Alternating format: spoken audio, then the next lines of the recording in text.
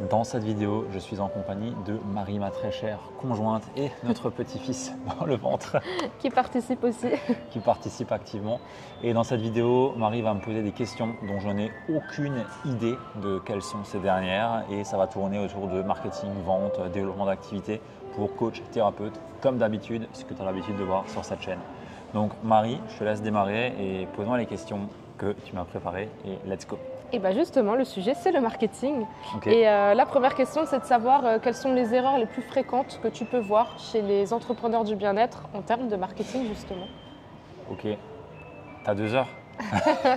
Il va falloir réussir à rester concis. Ok. L'erreur numéro 1 en termes de marketing, c'est qu'ils ne font pas de marketing. Voilà, ça commence par là. Ils pensent en faire, mais ils n'en font pas. Ils pensent mettre des actions en place qui sont censées aider le développement de leur activité. Mais en réalité, ça entrave plus leur succès que ça ne les aide. Genre, je vais aider tout le monde, je vais avoir un positionnement ultra large, je vais proposer des séances à 60 €, 80 € ou des petites offres à 200, 300 €.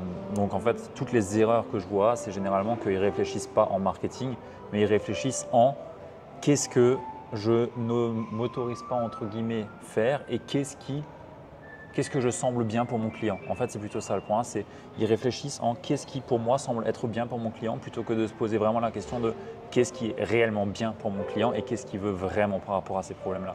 Donc en gros, ils sont plutôt en train de regarder leur nombril plutôt que de regarder et d'être tournés vers leur client.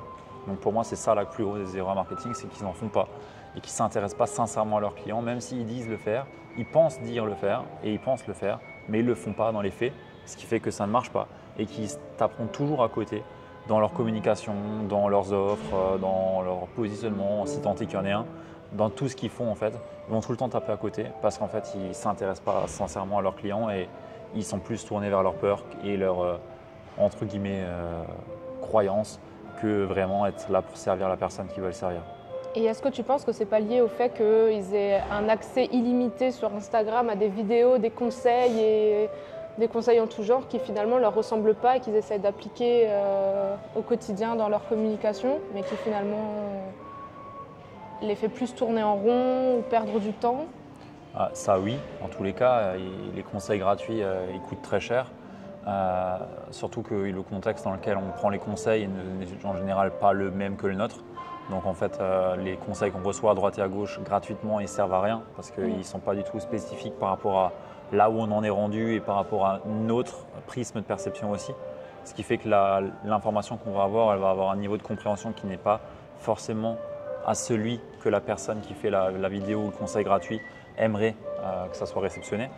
Mais au-delà de ça, au-delà des conseils gratuits, c'est la majorité des coachs et des thérapeutes, ils n'ont aucune compétence en marketing de base et ils s'improvisent marketeurs en se disant « Ah, je vais lancer une page de capture pour faire un lead magnet, ah, je vais lancer ça, je vais lancer ci ».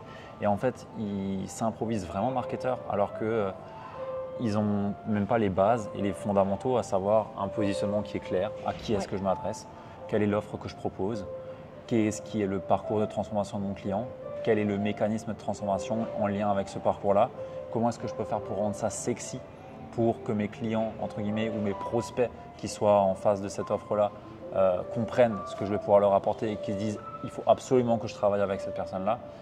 Et ça, déjà de base, ils ne l'ont pas, tu vois. Donc, tu as beau vouloir mettre du marketing sur ce que tu veux, si tu n'as pas la base et les fondamentaux du marketing, tu ne vas rien marketer en fait. Ok, donc premier conseil déjà, c'est d'arrêter de vouloir aider tout le monde. Sinon, finalement, on touche personne. Aider tout le monde et ne pas avoir d'offres en fait. Pas avoir d'offres et pas avoir de mécanisme de transformation. Quand je parle de mécanisme de transformation, c'est ok, c'est quoi ta méthode? C'est quoi la méthode propriétaire de Intel pour sortir leurs clients du burn-out, tu vois? Ok. Et du coup, dans ce cadre-là, pourquoi est-ce que certaines personnes qui, malgré un bon contenu, ne font quand même 0 client? Parce que le contenu, ça sert à rien. Le contenu, c'est bien, mais c'est vraiment pas ce qui va faire que tu as des clients en fait. Le contenu, c'est là pour faire passer un message qui est bon et qui touche les bonnes personnes et qui attire les bonnes personnes. Mais si tu n'as déjà pas les bonnes personnes en face de toi, dans tous les cas, tu peux faire autant de contenu que tu veux, tu n'arriveras jamais à signer tes clients. Jamais, jamais, jamais, jamais. C'est des coups d'épée dans l'eau que tu fais à chaque fois et ça, on le voit. Sur tous les clients qu'on a dans AMB qui, avant de travailler avec nous, publiaient du contenu, en fait, ils n'arrivaient pas à signer. Parce que à chaque fois, oui, c'est bien beau de faire des contenus où tu partages des citations, où tu partages ta vie, ou alors où tu partages des how-to, je sais pas quoi. Oui, ok, mais foncièrement, ça n'amène pas de clients, tu vois. Parce que le message n'est pas ciblé pour une personne qui se reconnaît là-dedans, tu vois. Et est-ce qu'il faudrait mixer les deux selon toi? Un petit peu de contenu, un petit peu de posts plus ciblés? Ou est-ce qu'il faut carrément rester que sur des messages qui touchent vraiment ta communauté? Que des messages qui touchent ta communauté. Donc au final, il ne faut pas forcément s'étaler à vouloir non, clairement pas. mettre toute sa vie en ligne. Pour moi, le contenu et la stratégie organique, elle est là pour nous amener des clients. On n'en a rien à faire d'avoir des likes, d'avoir des vues ou je sais pas quoi. Si tu regardes mon profil Instagram, on a quoi 20, 30 likes par publication. C'est souvent ce qui peut faire peur, de se dire que mince, j'ai que 2 likes, j'ai que 3 likes. Ouais, mais sauf qu'au final, on fait 30 000 € par mois. Enfin, c'est quoi l'objectif? C'est d'avoir des likes ou d'avoir des ventes? Personnellement, je veux des ventes. Les likes, je m'en fous, tu vois. Très clair. Donc, pour répondre à la question, parce qu'il y a un autre sujet derrière, c'est est-ce que je partage des choses de ma vie aussi ou pas? Et la réponse est oui, tu peux.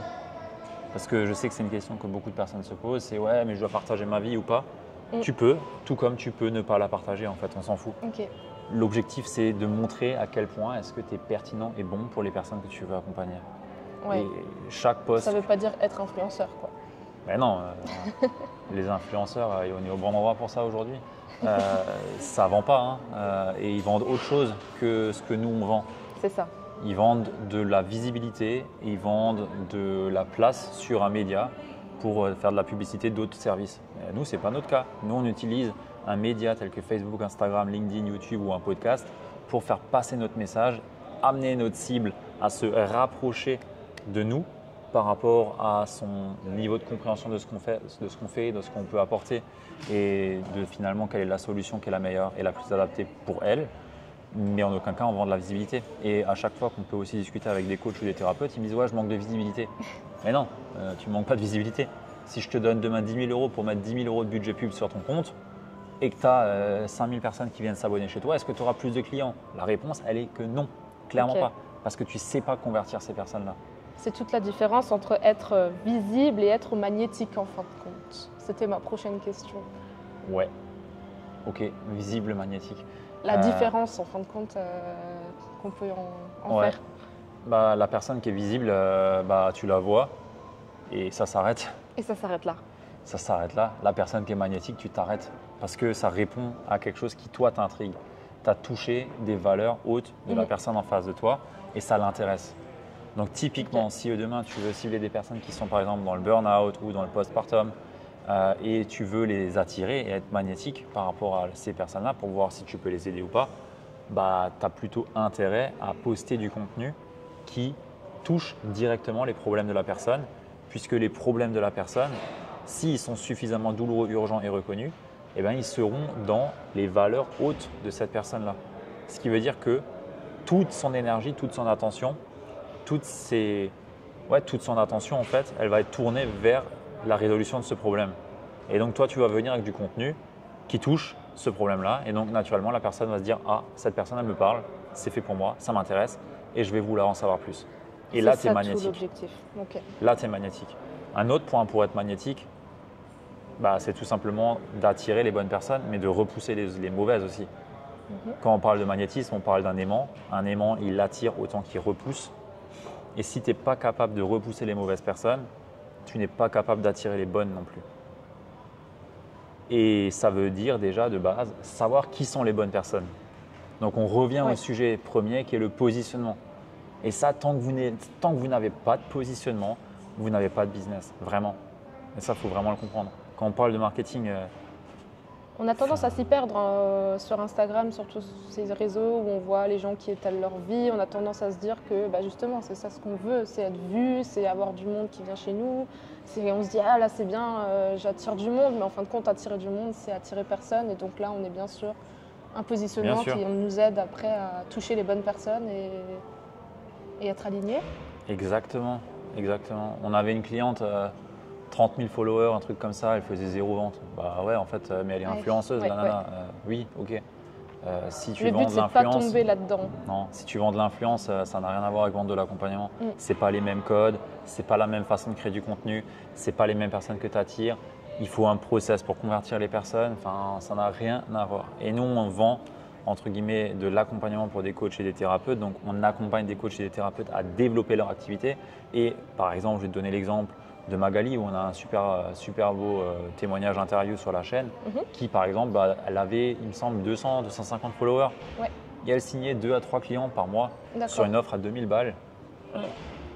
Et pourtant, on peut penser que par rapport à la communauté qui n'est oui, pas énorme, ça marche pas. ça marche pas. Sauf qu'en fait, on s'en fout complètement de la visibilité, on s'en fout du nombre Ouais. d'abonnés. Si tu as 200, 300 personnes qui sont malades en face de toi, et quand je dis malade, c'est pas péjoratif, mais qui ont le problème que tu résous, mais tu as une mine d'or devant toi.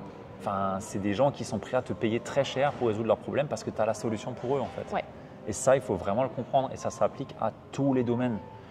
Burnout, thérapie, coaching de vie, coaching sportif, coaching business, coaching mindset, coaching en leadership, coaching, qu'est-ce qu'on peut encore avoir, tous les artistiques, tous les sujets de coach, d'accompagnement, de personnes qui sont dans des business d'humain à humain. En fait, tu peux tout simplement avoir un business florissant, prospère avec 200, 300, 500 personnes sur tes réseaux. Ça suffit largement en fait. Si tant est que tu es bien positionné, que tu attires les bonnes personnes. C'est vraiment pas compliqué.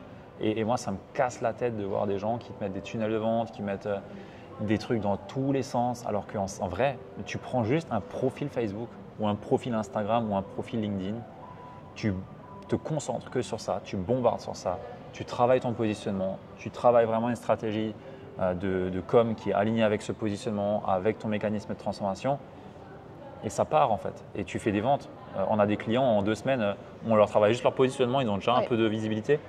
Et quand je dis un peu de visibilité, c'est 200-300 personnes, hein, pas plus. Maximum 1000-1500, et c'est pas énorme, hein, c'est vraiment rien. Et boum, ça va chercher des ventes à 2000-3000 euros. C'est pas de la magie, c'est juste que tu es enfin aligné avec ton message et avec la personne que tu veux servir. Okay. Et ça, il faut vraiment que les gens le comprennent. Ah oui. À débloquer. Je me tue à partager ce message et les gens, à chaque fois, quand ils commencent avec nous, ils se disent « Ah ouais, ah oui, c'était juste ça ». Oui, juste. Ça, c'est quand même la base. C'est la base. C'est quand même un gros travail. Et entre guillemets, si tu ne sais pas le faire correctement, tu n'y arriveras jamais en fait. Et c'est pour ça que moi, ça me fait toujours rire quand des personnes disent « Oui, je vais essayer par moi-même et je reviendrai ». Oui, vas-y, essaye, vas-y, essaye. Tu peux. Juste, tu vas perdre du temps, tes ressources vont s'épuiser parce que 6 mois à essayer seul, c'est pas 6 mois de gagné, hein, c'est 6 mois de perdu. Et 6 mois de perdu en fond de roulement aussi parce que tu dois manger tous les jours, tu as peut-être des enfants à nourrir, tu as peut-être une famille, tu as peut-être un loyer. Tout ça, c'est des charges qui courent et qui épuisent tes ressources pendant que tu ne signes pas de clients. Donc en fait, oui, tu peux continuer comme tu veux, mais tant que tu n'as pas quelqu'un qui t'aide à travailler ton positionnement, et par expérience, je ne connais personne qui a réussi à travailler son positionnement sans avoir un œil extérieur parce que c'est tellement difficile de savoir comment tu te positionnes. La semaine dernière, j'étais à un mastermind à Bordeaux avec des entrepreneurs qui font jusqu'à 6 millions. Bref, des gros entrepreneurs. Des gros chiffres. Dans ce mastermind, en fait, le sujet du positionnement, il revient encore aujourd'hui sur des business qui font 200, 300 000 euros par mois. Parce qu'en fin de compte, c'est un sujet qu'on n'arrête jamais de travailler. Jamais. C'est tout le temps un sujet. Moi-même, je me souviens, c'était le jeudi matin, on avait un atelier. Après l'atelier, je suis tout de suite allé voir un pote dans le mastermind et je lui ai demandé, OK, là, on m'a donné ce conseil-là. Sur ce conseil, comment est-ce que tu te positionnerais si tu étais à ma place pour faire pivoter un peu notre angle et notre communication? Tout de suite, le premier truc que moi je vais chercher pour level up notre business, c'est pas la stratégie d'acquisition ou je sais pas quoi. C'est comment j'affine le message, comment j'affine le positionnement, comment j'affine la façon dont on va communiquer ça sur les réseaux, comment est-ce que j'affine la façon dont on va l'amener, parce que c'est ça qui va avoir le plus d'effet finalement sur les ventes derrière. D'accord. Donc, pour clôturer un petit peu tout ça, comment est-ce que finalement, selon toi, on passerait de coach invisible à coach demandé? De coach invisible à coach demandé? Ouais.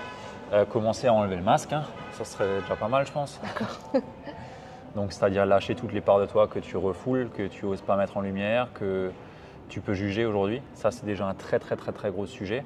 Fais-toi accompagner pour ça. C'est impossible à travailler tout seul. Déjà, faut les reconnaître, c'est par là.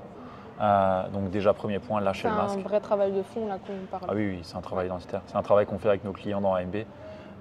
Et c'est hyper important parce que en fait, si tu n'oses pas vraiment incarner qui tu es et l'exprimer, bah, tu ne peux pas finalement passer le message que tu veux faire passer. Et ça sonnera toujours lisse, ça sonnera toujours faux, ça sonnera toujours un peu comme tout le monde. Et au final, il n'y a aucune différenciation. Donc pour moi, déjà, ça, c'est le premier point. Déjà, incarner pleinement son identité. Deuxième point, c'est d'aller à l'inverse de ce que le marché fait. C'est-à-dire quand tout le monde va à droite, aller à gauche. Ça peut paraître contre-intuitif. Oui, justement, ça ne doit pas être évident, surtout quand on se lance ou quand on est en début de business. Ouais, mais bien souvent, quand on se lance, on a des idées qui sont différentes de la masse du marché. Et c'est ces idées qui sont différentes qu'il faut réussir à catcher et à mettre en lumière dans ta communication pour justement amener du neuf sur le marché et pas être comme tout le monde. Une erreur que beaucoup de personnes font quand ils se lancent, c'est qu'ils essaient de faire comme les gros. Oui. Sauf que les gros, ils ont 100 à 500 fois plus d'argent que toi. Donc, ils dépensent 100 à 500 de plus que toi dans des équipes, dans de la communication, dans de la publicité, dans tout ce que tu veux. Ce qui fait qu'en fait, tu n'as aucune chance. Et tu vas juste être un copier-coller conforme de ce qui se fait déjà. Et ça, ça reste dans la masse et ça reste noyé et c'est pas toi qui fera le plus de bruit parce que les autres sont déjà plus loin que toi, ont plus d'autorité, plus de crédibilité, plus de visibilité et donc tu es noyé dans un bruit ambiant. Et pour faire sortir ta musique de ce bruit ambiant, il faut avoir des idées qui changent de ce que l'on a l'habitude de voir et je suis 100% sûr que toutes les personnes qui nous écoutent ici ont des idées qui sont différentes de ce que la masse peut penser et c'est aussi ce qui fait potentiellement ce qu'ils font aujourd'hui. Le troisième point, c'est l'histoire. J'ai pu le dire, ce qu'ils font aujourd'hui. Qu'est-ce qui fait qu'aujourd'hui tu t'es lancé dans l'accompagnement? Qu'est-ce qui fait que tu accompagnes les mamans à retrouver une vie sereine? Qu'est-ce qui fait que tu accompagnes des personnes en burn-out? Qu'est-ce qui fait que tu accompagnes des managers à retrouver une clarté dans leur je sais pas quoi? Qu'est-ce qui fait que tu fais ce que tu fais aujourd'hui? Et ça, il faut le mettre en lumière. Ok. Parce que ça inspire, ça attire et des personnes vont se reconnaître dans le parcours. Ouais, faut pas que les gens se disent c'est sorti du chapeau, elle a créé ce business parce qu'elle s'est dit allez tiens pourquoi pas. C'est quelque chose qui doit être incarné encore une fois, très clairement. On doit savoir de quoi tu parles et surtout tu dois avoir matière aussi à parler. Et attention, quand je dis ça, c'est pas pour activer ton syndrome de l'imposteur. Parce qu'aujourd'hui, il y a de très fortes chances que tu te dis oui mais moi j'ai rien. Sauf que si tu as quelque chose de différent et tu as une histoire. Même les histoires les plus banales sont des histoires inspirantes. Beaucoup de personnes pensent qu'il faut avoir vécu la pire des merdes pour pouvoir se dire ok j'accompagne machin, avoir vécu sous les ponts ou je sais pas quoi. Non en fait, ce genre d'histoire, oui ok c'est inspirant, mais c'est 1% de la population qui a ce type d'histoire. Et les 1% de la population, c'est pas eux que tu veux toucher en fait. Et aujourd'hui il y a de très fortes chances que tes clients ils sont comme toi, avec une histoire normale, des problèmes qui sont certes très chiants dans le quotidien et très douloureux dans le quotidien, mais normal aussi et peut-être qu'on banalise dans la société. Et le fait que tu viennes mettre de la lumière dessus, que tu viennes peut-être amplifier ce message-là pour qu'ils puissent le voir et se dire ok, tu peux t'en sortir, il y a des solutions, j'ai réussi, tu peux passer par ce chemin-là parce que c'est celui que j'ai emprunté ou celui que moi je te préconise par rapport à ta situation. En fait, en faisant ça, tu montres à des personnes qui sont comme tout le monde que leurs problèmes sont non pas quelque chose de banal et juste on le met sous le tapis, mais quelque chose d'important et qu'il faut traiter. Et ça, c'est aussi ce que je recommande à un moment donné, c'est assumer son chemin, assumer son parcours et le mettre en avant. Je reconnais bien ce que tu dis, alors en tant que femme peut-être, mais c'est vrai que quand on parle entre filles, on a souvent tendance à se dire je pensais que c'était qu'à moi que ça arrivait ce genre de choses, mais en fait il y a plein de gens qui sont concernés et en parlant avec les gens, on se rend compte qu'un petit problème pour nous est un problème que plein de gens rencontrent. Et là, le but, c'est vraiment d'oser mettre en avant ce message et dire moi, j'ai rencontré ce problème et là, je viens pour t'aider à résoudre le tien. Ouais. Ok. Exact. C'est pas évident, ça demande du leadership. Et c'est aussi la raison pour laquelle, en fait, avance seul si tu veux, mais tu n'y arriveras pas parce que, en fait, ça demande beaucoup de travail et surtout, ça demande de la structure pour bien l'amener correctement. On n'est pas là pour pleurer dans les chaumières, hein, c'est pas ça l'objectif. Tu vois. Il y a de la structure, il y a de la stratégie et on partage ces choses-là à des moments bien spécifiques pour bien… c'est une stratégie, on ne va pas se mentir, il y a de la stratégie. L'objectif, c'est de convertir, l'objectif, c'est de signer des clients Mais en même temps, l'objectif, c'est de les servir derrière et de faire le mieux autour de nous en les aidant. Et ça, ça passe aussi par de la stratégie, même si je sais que beaucoup de personnes détestent les stratégies et ainsi de suite. Non, si c'est utilisé pour faire le bien, c'est de ta responsabilité d'en user. C'est de ta responsabilité de tout mettre en œuvre pour que ça fonctionne. Parce que sinon, en fait, tu laisses des personnes sur le carreau parce que tu as décidé que « Ah non, mais moi, les stratégies, c'est pas pour moi. » En fait, tu es juste une mauvaise personne pour moi dans ce cas. Ouais, parce que et tu es à nouveau tourné vers ton nombril, tu vois. Ok, je vois exactement. Bon, je tape un peu dans le. J'allais dire, on est presque sur un autre sujet là encore. Je tape un peu dedans, mais c'est bienveillant. Il n'y a pas de souci. On a fait un beau tour. Je suis toujours très inspirée quand on parle de marketing. C'est toujours intéressant de t'écouter. Merci pour cet échange. Avec plaisir. Et j'espère que ça a pu parler. Et si ça vous a parlé et que vous nous entendez encore, parce qu'il y a une dame qui joue du piano, et pour le coup, elle joue très bien. Oui, je t'invite à cliquer sur le premier lien dans la description pour découvrir la méthode Alignement Mindset et Business qui a déjà aidé plus de 150 coachs et thérapeutes à bâtir leur activité de cœur sur les réseaux. Et tu découvriras la même méthode que toutes ces personnes pour développer ton activité. Et à l'issue de cet atelier, je t'invite à prendre une session stratégique avec moi ou une personne de l'équipe pour voir comment on peut t'aider à bâtir ton business. Allez, merci Marie. Ciao. À une prochaine vidéo.